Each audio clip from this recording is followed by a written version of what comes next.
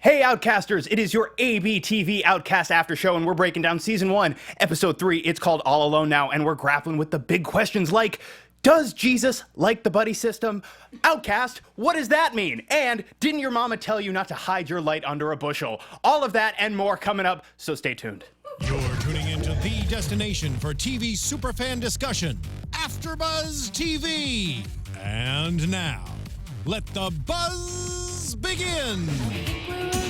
Oh, it's happening. It's all happening. It's all happening here.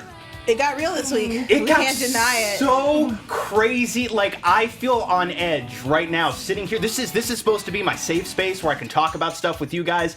I feel creeped and skin crawly. And hello, my name is Lex Michael. I'm all over social media at the Lex Michael, and I am here with... Hi guys, I'm Joelle Monique, and you can find me everywhere at Joelle Monique. And I'm Lacretia Lyon, and you can find me at LACRETIALYON anywhere on the internet, since there is only one. So, guys, this episode, like the previous two, wastes no time in dispensing with the horrible, horrible, horrible violence. It just gets right in there. Horrible. You said it. Horrible, terrible. Like, I'm just reliving the image of it.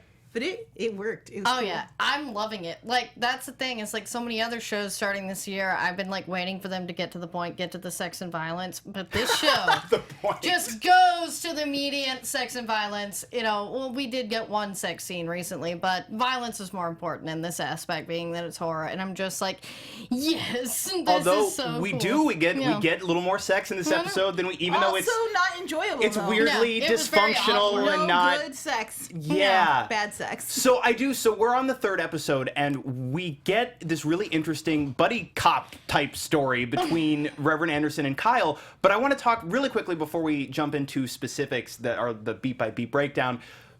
This episode compared to the previous two, this one to me personally felt like we didn't get a ton of forward story momentum, but we got a lot of really interesting character stuff that brought new color to what we've been seeing already. And I wanted to know, how did that work for you guys, the emphasis on characterization more than story momentum in this episode? See, I felt like we were shedding a light on a lot of things we were kind of dark on before. You know, the characterization we have had so far is pretty straight up. Like, this is their lives, this is where they are. Now we're kind of seeing where they're pivoting to, which I'm really excited about. We see some of the Reverend's flaws as a human being. We see that Kyle, though he wants to help, is tired and unsure and...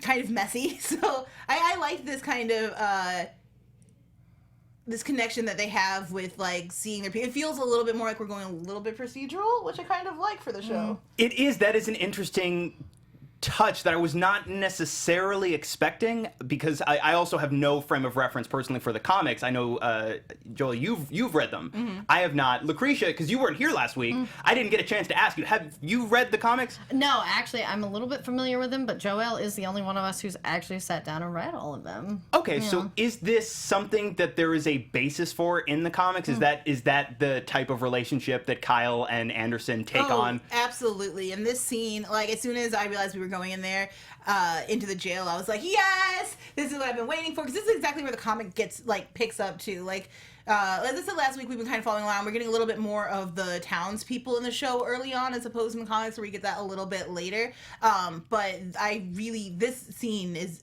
everything. It's the crux, and it pushes everything forward. So I'm really excited we got to it early and that it was done so well. Yeah, so before we even get there, I do want to talk specifically about the cold open, where at first, because this is, I believe, the first cold open we've gotten on the show, or did the pilot? Right. The pilot didn't have one, did it?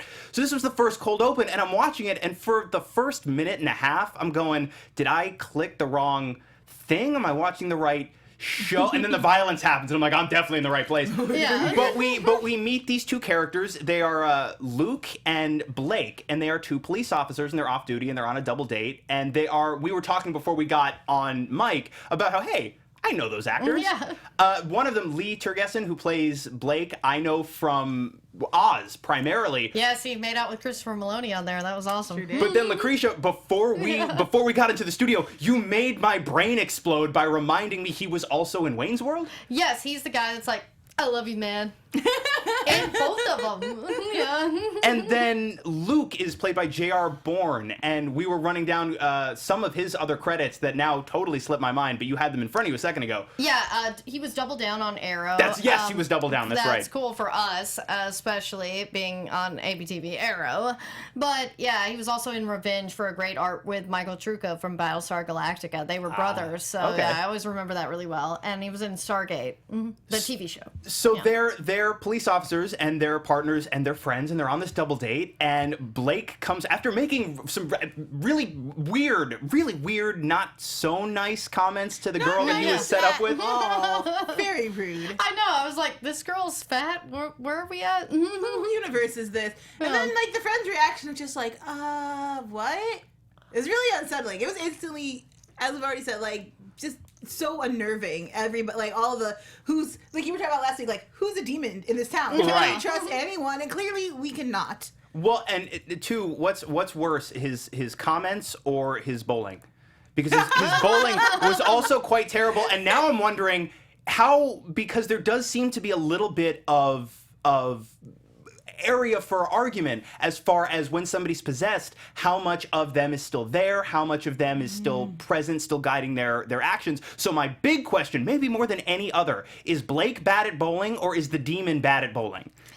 I'm gonna go with the demon because he seemed really angry about it. So like that usually indicates you're an excellent bowler, like me. Like when I'm not drunk, I am a terrible bowler, but when I'm drunk, I'm an excellent bowler. It's like strike or gutter ball. I mean, he definitely got his coordination on a little later, Exactly. so, So you know, I'm gonna just go bad bowler, demon. Dead bad bowler demon, sure. They probably don't have leagues. I don't think. Demon leagues. But so Blake goes home with Luke and his wife, and Luke goes out again, assuming everything will be fine because he doesn't know that he's on a new Cinemax original horror series. Who first goes, you know, they're possessed by a demon. Right. Yeah. He's sick. Yeah. We gotta get him some soup, some ginger ale. We gotta fix him. He really was a caring friend. Like crackers, ginger ale, some soup. My Came grandma back would with the only hot- give me Gatorade. Starve of a fever. But so Luke is gone, and pretty quickly, yeah, it's all right. I'm definitely watching the show that I intended to watch, for better or for worse.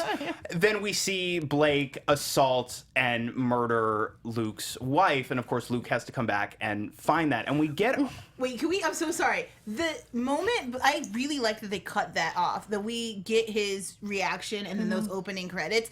The picture I painted in my head. yes. Violent, like the guts strewn from the ceiling, blood everywhere. I was like, "This is gonna be horrible." It was not as bad as what they actually pictured. Yeah, eventually It they was do show you. amazing. It And- was amazing. Yeah, and it's like what they do show you ultimately is, don't get me wrong, it's horrifying. But when they actually show you later in the episode what he did to her, I'm sitting going, oh, that's a really cool effect that they did. Whereas, yeah, when you don't see it, obviously whatever your mind is going to generate, you just imagine the worst, for whatever for you personally is the worst, most horrific thing you can imagine. I do want to ask you guys, though, because in this episode we get a couple of instances where assault, and I'm talking specifically of the sexual variety, is, if not outright depicted, very, very heavily suggested. And the first of these instances is obviously in the opening, and as we learn more about what did or did not happen between Blake and his partner's wife, it does seem like, or at least the way I interpreted it, was that there was an element of sexual assault to what he did. And I don't know how I feel about that. I definitely feel icky, but I don't know how I feel about that as a storytelling tool. You don't get this story in the comics. You Right. go straight to a guy being like, something bad has happened. You kind of get the descriptor of it, but you don't get the whole bowling scene and everything leading up to it. It didn't bother me on a sexual assault because it was horrible. Because there was no part of it that was sexual to the viewer. You know what I mean? See. Yeah, but no, not even. If sexual assault occurred, there was no part of it that was romanticized or you didn't feel like, ooh, this is like titillating. It was all horrifying and horrible. So Sure. I feel like if you're going to go down that route, if you're going to portray that, because I mean, definitely with the kissing and then the biting, and then he was talking about like, you know, being hot and warm and all that stuff. Yikes. Yeah. It was Oh, really man. great words, writer. So good. I feel like as long as you portray it with the violence and with the respect that a horrible action like that deserves, then then that works for me as on a storytelling level. What I don't like is when they show it and it's supposed to be titillating, and you're just like, that's wrong and weird.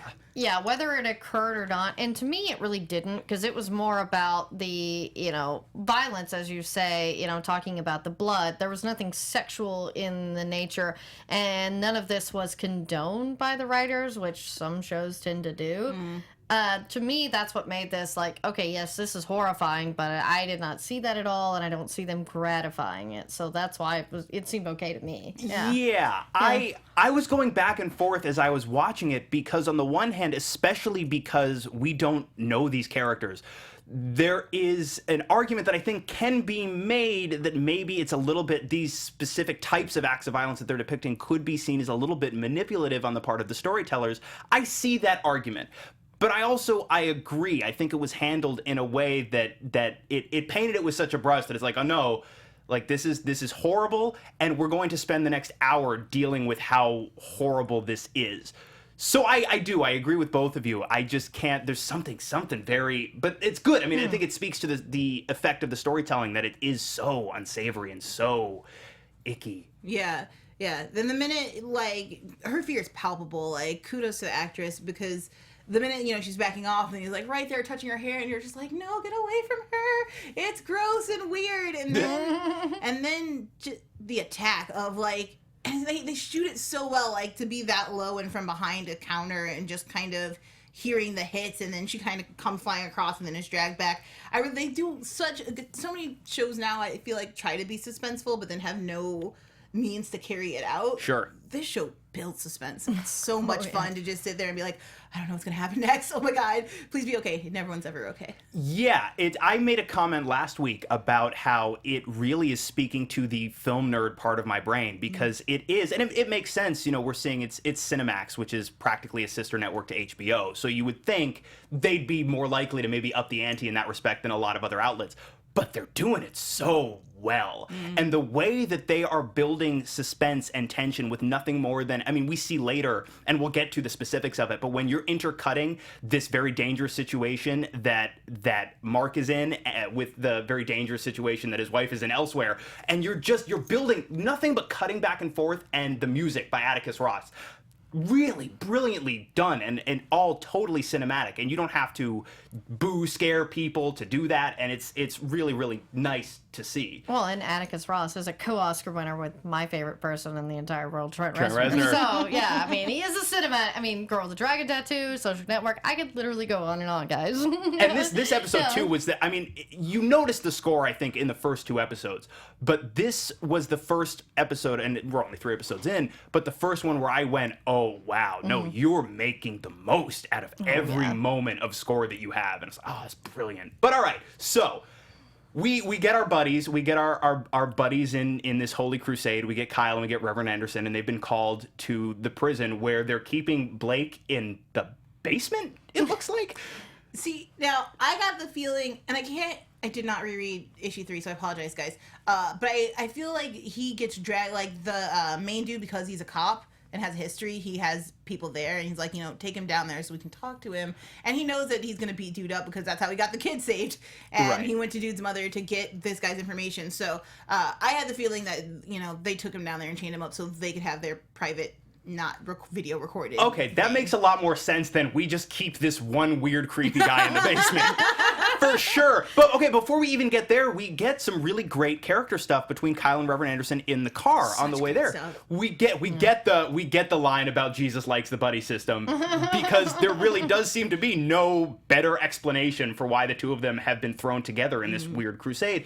But then you also get stuff about Anderson's stance on, well, I think your vices should leave a bad taste in your mouth. And then you also get really specific, and I'm curious as to the significance of it, and Joel, maybe the picture of his son, because we spend a little bit of time on him losing it out the window, looking for it, and then going back and looking for it later.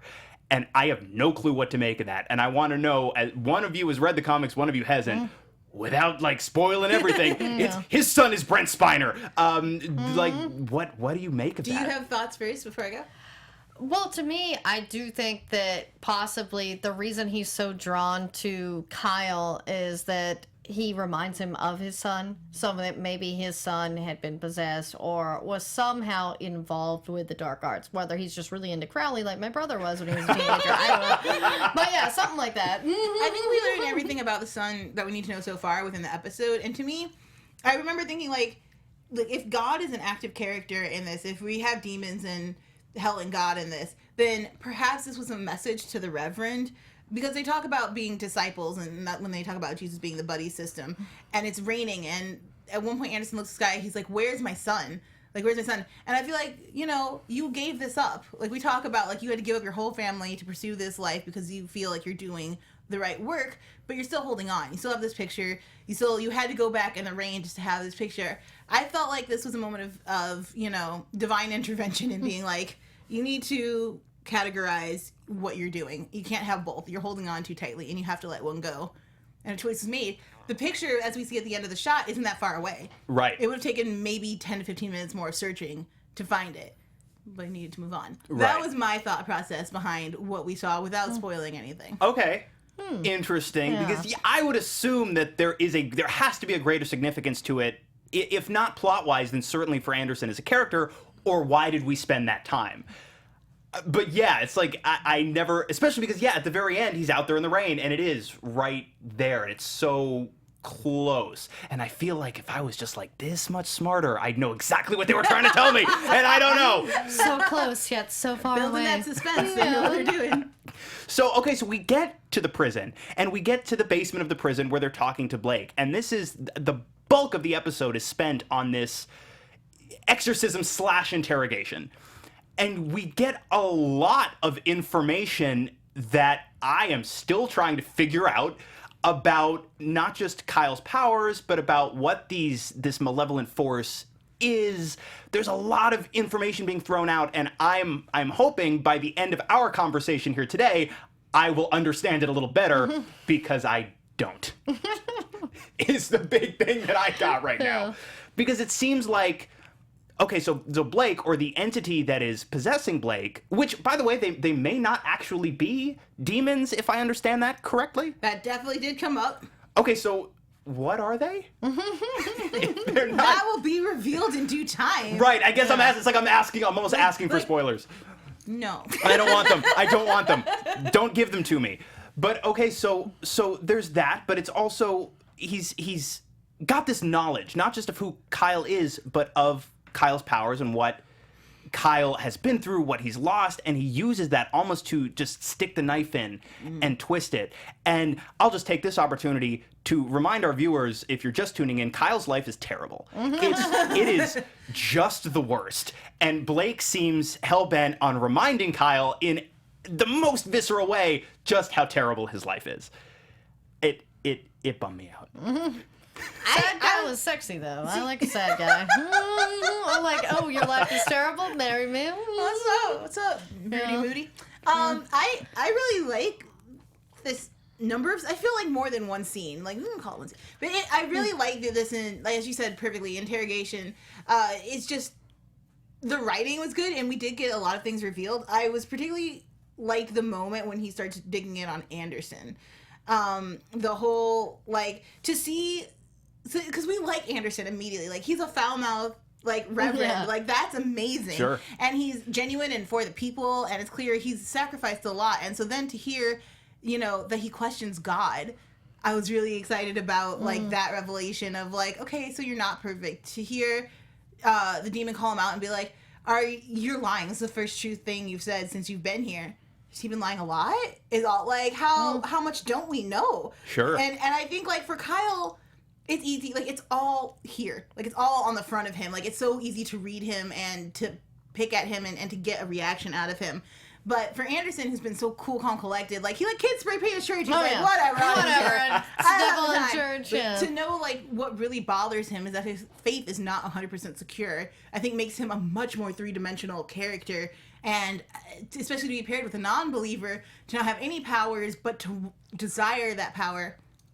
I can't wait to see, like, how the show kind of opens him up to more of this poking and prodding from different sides. Sure.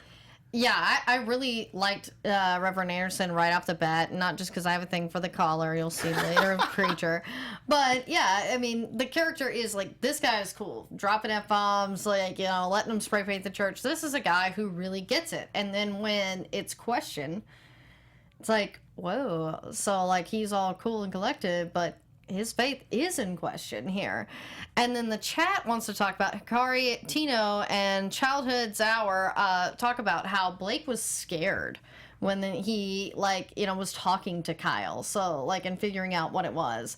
So that was a really cool thing to mention, like, you know, because it's not just so much his conversation with Reverend Anderson where we're learning about, you know, he's more of a three-dimensional character than we thought, but as well as Blake and, you know, what they believe that Kyle is, the outcast, is scary. And this is the first time, if I'm not mistaken, the first time we've heard. Because I was like, hey, that's the title of the show. Applause. I'm supposed to stand up and clap, right? But yeah, and again, the agenda of whatever this entity possessing Blake is, it seems to be. I mean, the clear goal is just, again, stick the knife in and twist it. But he keeps going back and forth. And when in one breath he'll say, you know, if you keep coming to see me, well, I'll tell you more about your powers. But then in the next breath almost, he starts taunting Kyle about, oh, you're never going to be rid of this. And is he just, I mean, I suppose he could just be screwing with him for the sake of screwing with him, which would totally track. But I'm wondering, okay, so we know there has to be an agenda at play, if for no other reason than creepy Brent Spiner seems to be very, very deliberate in everything that he does. Solid silent appearance in this episode too. For sure, which I believe, unless they're just screwing with all of us on purpose, pays off in a pretty grisly way at the end of the episode. But he, if no other demon does, I'm going to use the word demon, even though that may not necessarily be applicable. He at least seems in a position of authority, and he seems to be making very deliberate decisions. So let's assume that there is an agenda at play here. I am still trying to figure out what the Blake monster, I'm calling Blake monster now, what the Blake monster is trying to accomplish, or if maybe the Blake monster doesn't even know. Well, cool thing brought up in the chat. Childhood's Hour says, are we sure this is the same type of entity as we've seen previously? Which they bring up in the episode. Yeah, you know, so yeah, that's the thing. It's like, is this the same demon that possessed his mother and, you know, his wife and his daughter and all that? Or it certainly seemed different to me, at least within the reaction. Like this one had no reaction to any of the religious kind of icons or words. He was literally laughable to him. To me, I viewed his viewing of Kyle as like a circus freak, kind of. Sure. Of like, I know what you are, but I don't understand how you exist or how you operate, and it's fun to taunt you. You know, and if I can get more information or more of what I need, great. But if not, this is fun too. He didn't seem hell-bent on proving or getting anything. Right. There didn't seem to be any long-term goals or plans. He's just kind of like a Loki, like a mischievous little pokey creature. Pokey creature? I like it. Yeah, that makes sense, and it does seem like we are seeing a very different type of demonic entity than we have seen before, and for a number of reasons, Kyle ends this episode in even, if possible, a lower place than we've seen him, because he now has to deal with not just, oh, this guy's taunting me and he knows more than I do about what's going on with me, but oh, we can't seem to exorcise this one either. Yeah, because Childhood Hour also brings up, since he didn't know who Kyle was immediately, unlike when it was in Joshua. So this is clearly something he can't punch in the face to exercise. Not that he didn't try. Yeah. I do love that punching in the face is part of his plan now, clearly. Every exorcism they've attempted involves Kyle punching the host in the face. Blood. If there's no blood, it's not a go. So yeah, I guess I'm bewildered. More than anything else, I'm bewildered and I'm curious, and I'm wondering now too, okay, so as you pointed out, he recognized Kyle immediately, whereas, let's say, as you say, the malevolent entity in Joshua didn't. Is there a hierarchy? Because it definitely seems like Brent Spiner is more in charge than the rest of these people, and that maybe is me reading too much into it, but is there a hierarchy? So is it like, oh, well, Kyle Barnes is the outcast, but you need a level 7 clearance for us to talk about that, and you only have like level 3 demon clearance, so we're not gonna... I picture him, like, if it's based off the other hierarchies of hell that we've seen in popular culture and stuff, everyone kind of knows something, but not everybody has access to everything, if that makes sense. And it felt to me like the gate, at least in the demons that we've seen so far, kind of like the gates of hell have been open. Just do as you please. You know, we'll call you if we need you. I mean, Lucifer is in LA right now. Right? True. So, just there's coming to say, hey, what's up, Pop? Yeah. Can I? So because you brought up Lucifer, which is a different show, I will be the first person. Entirely. I'll be the first person to admit, and this is why I have to take notes when I watch the show. I have a tendency to, for example, I'll be thinking about what happened in the episode of Outcast I just watched, and I'll be like, oh, but they got to figure out how to deal with those two guys that say they're from heaven. No, that's Preacher. Yeah, exactly. I was about that's to say, they've escaped from heaven. Lucifer in a minute, he'll escape from hell, That's a and then his mother. completely So, yeah, different show. I could explain all of pop culture and how it links together. But so, okay, so we do, and I keep saying it, but it's so bizarre that we see at one point in this episode creepy Brent Spiner getting ready for his day. He's shaving. Yeah. I kept waiting for him because we know he's evil. And we see the tiny little bit of the black blood again, but He coughs it out, yeah. he's very deliberately and almost aggressively shaving with this straight razor. I kept waiting for him to just stop and look at himself in the mirror and just like cut his own demon just for kicks. That's funny. That's really and Hikari Tino in the chat said it for us to call Sam and Dean from Supernatural and they can get this fixed. All right, I was like, why not? It's like, why not bring up more pop culture? But so what I also think is really interesting that we see bits of is the way these horrific events are impacting people who aren't possessed and driving them to do things that are, at best, morally questionable. Mm-hmm. As we see near the end of the episode when Luke very nearly kills Blake and the demon inside him just because he let him live. No. I am shocked. I really did not expect him to move his hands when he was suffocating him. I wouldn't. Like, he bent his wife in so many horrible, horrible angles.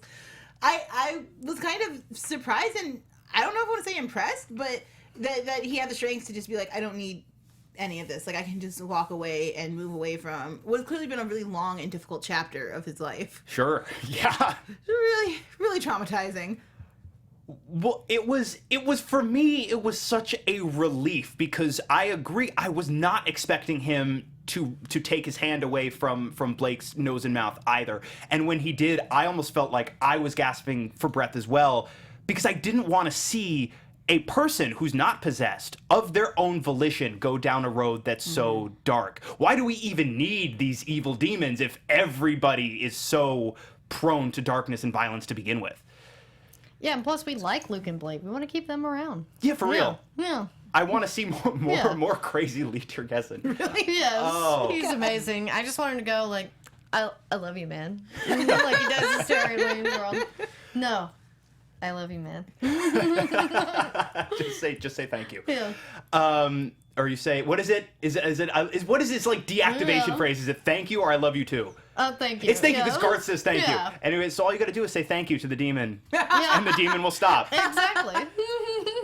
But I love the dichotomy between Anderson and Kyle because it's interesting that they both end up on this insane crusade and they're in the same room with this insane Joker demon that they have to deal with, but they come from they came at it from such different angles. You know, Anderson chose this. You know what I mean? And yes, it cost him his family, but that was his choice. Kyle didn't choose this at all. It chose him, and it cost him his family anyway.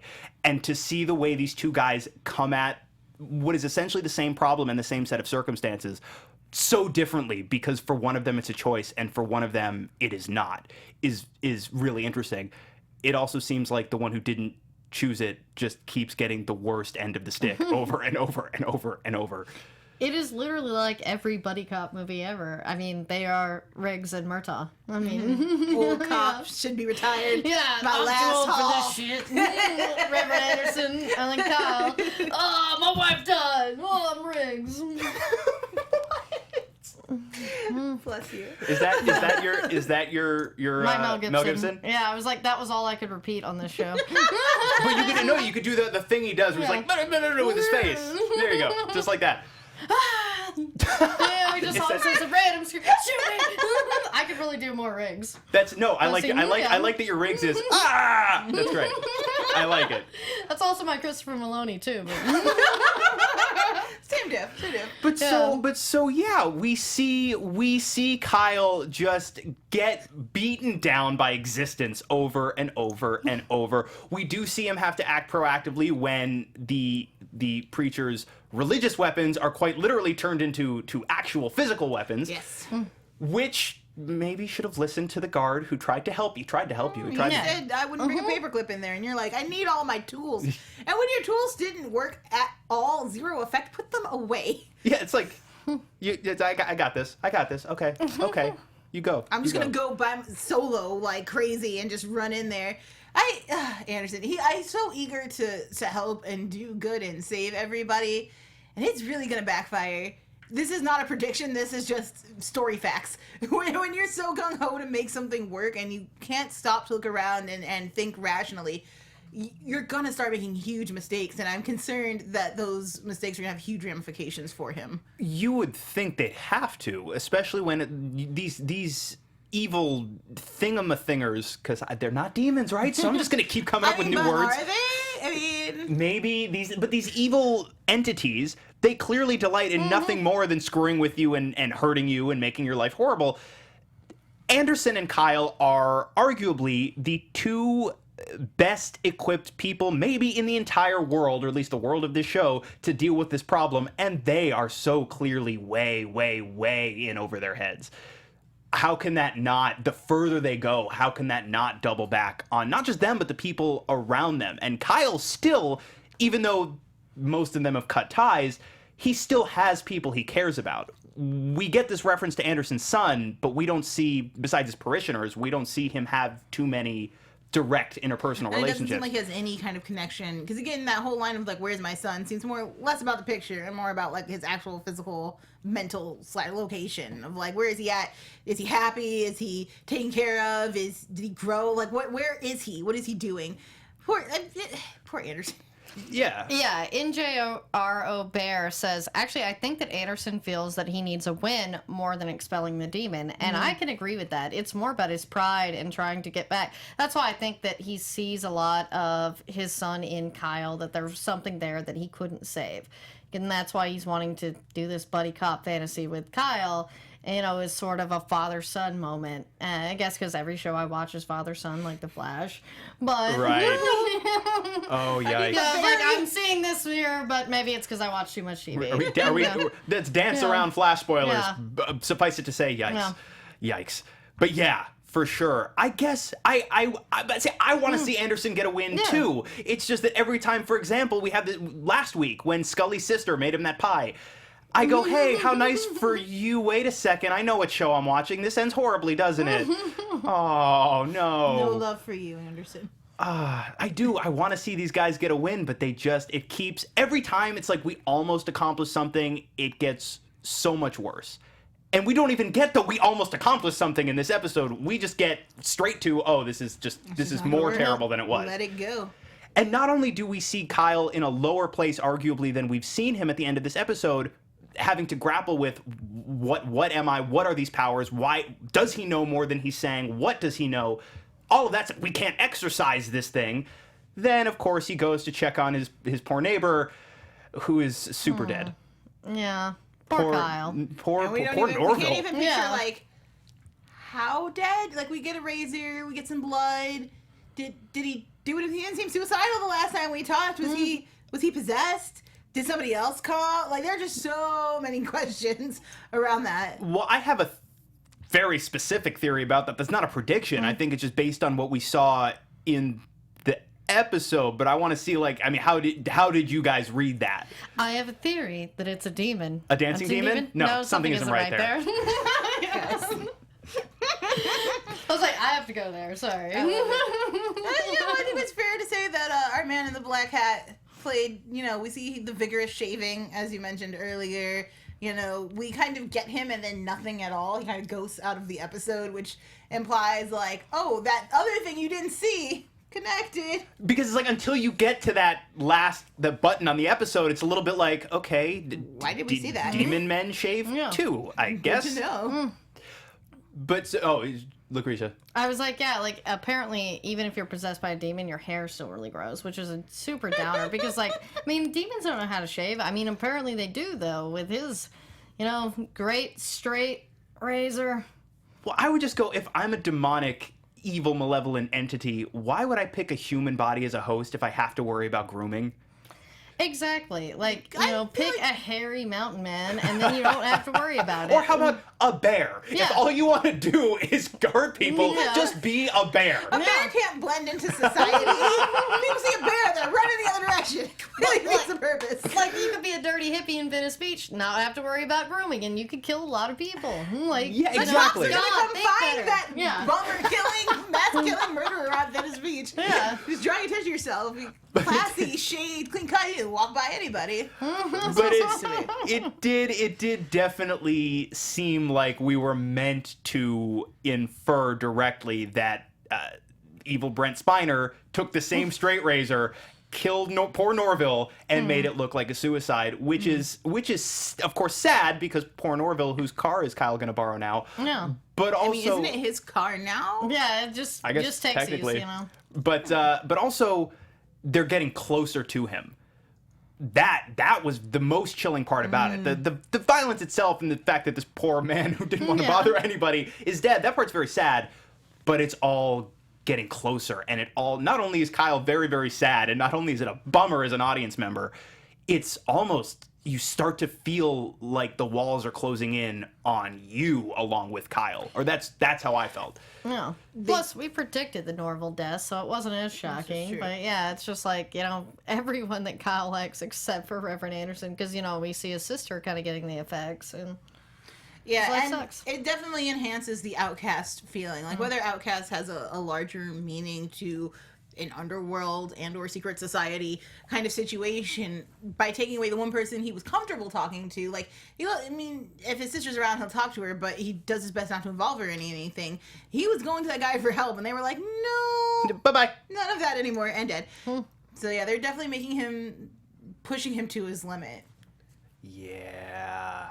Poor Kyle. So, because you mentioned the sister, and we touched on this a little bit earlier, I do want to talk about what's going on with the Holters, Megan and Mark, in this episode, because not a ton happens, but what does happen is very, very interesting, and I have to assume pretty significant, or will be significant going forward. We first meet them again in this episode, and they're having some bedroom problems. some weird, awkward sex problems. It happens. It's okay. Like 1 in 5, right? It's fine. But we get introduced to this character whose name is Donnie, this figure from Megan's past, and this is the second time in the episode, of the second situation in which, at least this is how I read it, sexual assault is very directly alluded to. Oh god, yeah. And we don't get much more information than that, other than this is a figure from Megan's past, may or may not have assaulted her. Whether or not he did, he is certainly, apparently, someone to be feared. She is not the best guidance counselor, is something else that we learned. She's a great. I think you'd be distracted too if you were like, "Is he here? And why? And oh my god!" Like I know she was doing a really good job with that girl of like, explain to me your issues up front, and then horrible history passes through her window.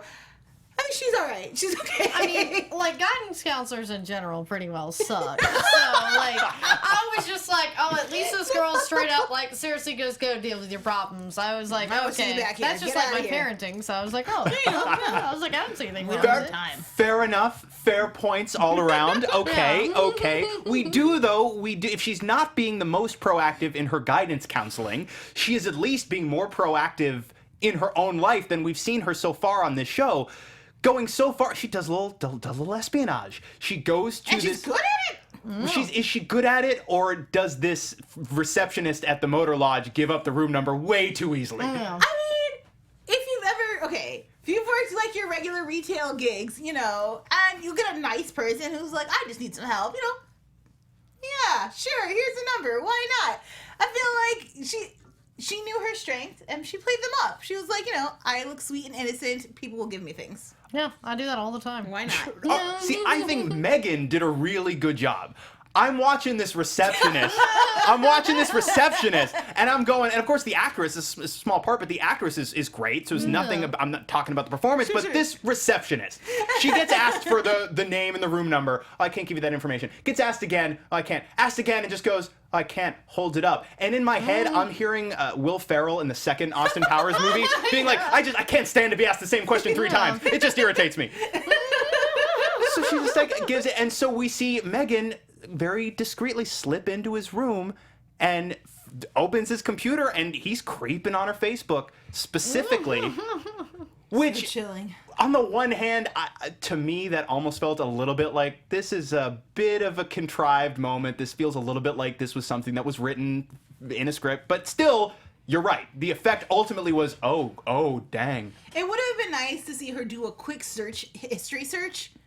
Just real quick, just type in her own name, see if she comes up in his search history, and then I could be like, yeah, okay. But we're gonna have left it up and then not be like at her house or looking for her car. Like to me, like it would be like immediate reaction of like I slammed the computer down and then I went to find her. But since he comes back, I don't know. That I agree with you. Essentially, it did feel contrived. Yeah, but the other thing that I noticed in that moment, and I really started to notice stuff like this now, is it's very clearly Facebook. And there's a Facebook logo in his browser. And I noticed that only because it's super conspicuous when a TV show or a movie decides, for whatever reason, I'm sure there are a number of different reasons they do that, to just make up a search engine or a social media site like how Spider like Spider Finder Yeah. on X-Files. Yeah. So it's like, hey, it's Facebook. This is like our world. This could happen to us. Oh no.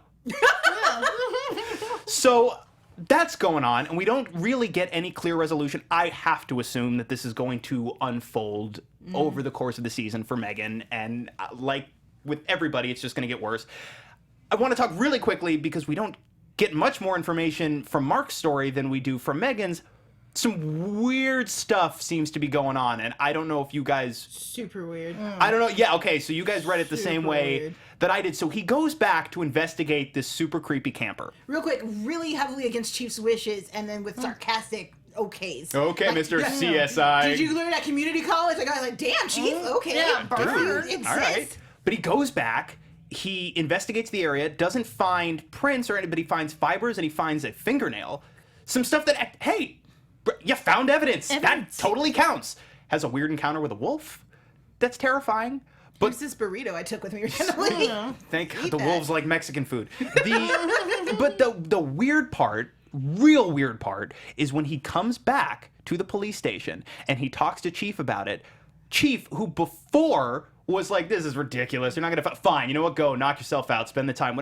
Is like, okay, you take all the evidence and your report and you leave it in my office. I will take it from here.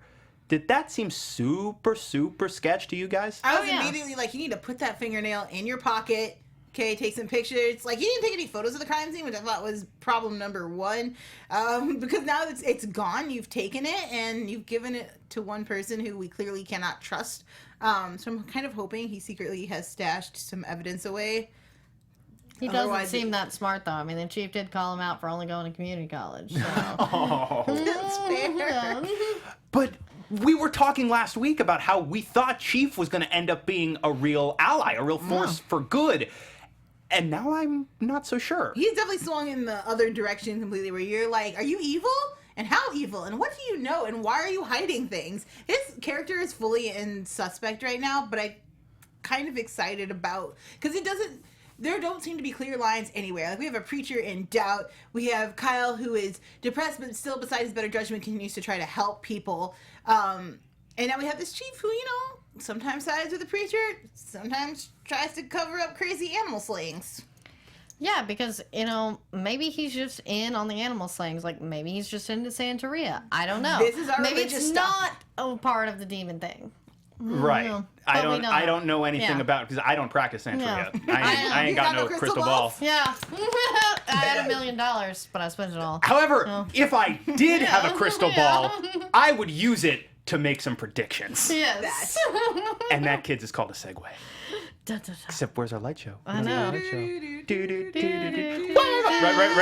Ready? Yeah, we got it. And now your AfterBuzz TV predictions. And now, your AfterBuzz TV We got there. predictions. It's all right. It's all right. It was like 75% a good segue. Yeah.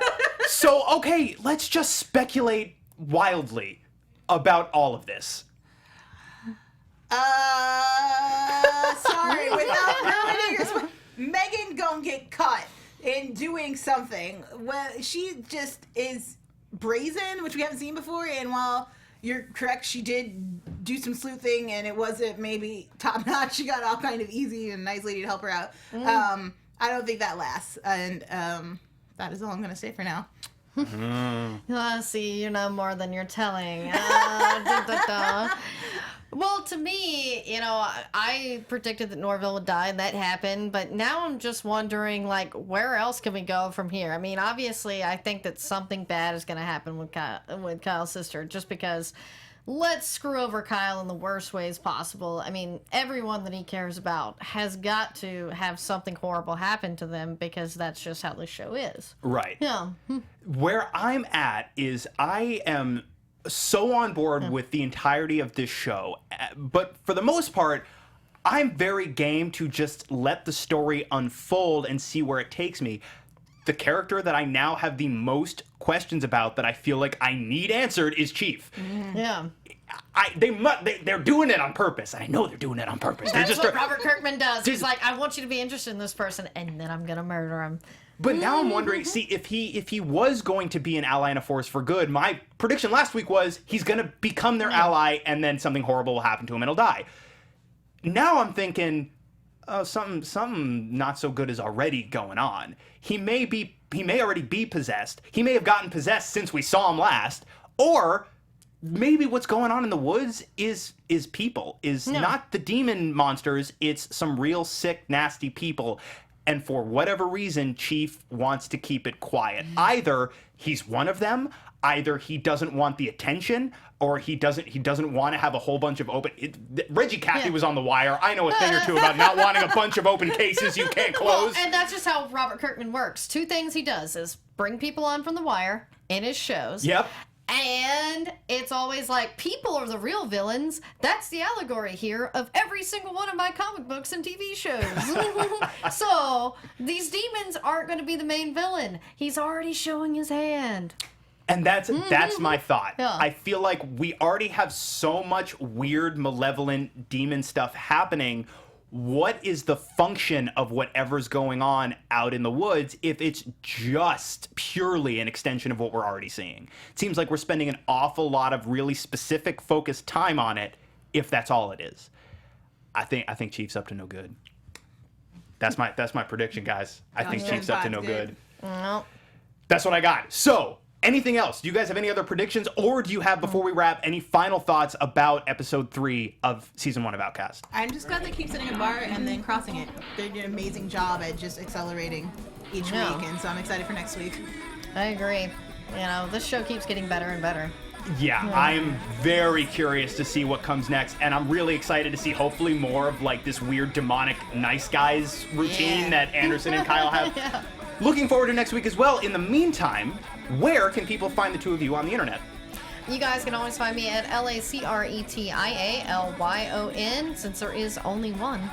I'm Joelle Monique. You can find me at Joelle Monique, and every week at Black Girl Nerds, check out my review of Finding Dory. I will. And I am Lex Michael. All of our social media at the Lex Michael. Please join us here next week at the exact same time. We're going to break down episode 4 and see how much worse life can possibly get for these very nice people. We will see you then. From executive producers Maria Menounos, Kevin Undergaro, Phil Svitek, and the entire AfterBuzz TV staff, we would like to thank you for listening to the AfterBuzz TV network. To watch or listen to other after shows and post comments or questions, be sure to visit AfterBuzzTV.com. I'm Sir Richard Wentworth, and this has been a presentation of AfterBuzz TV. Buzz you later. The views expressed herein are those of the hosts only and do not necessarily reflect the views of AfterBuzz TV or its owners or principals.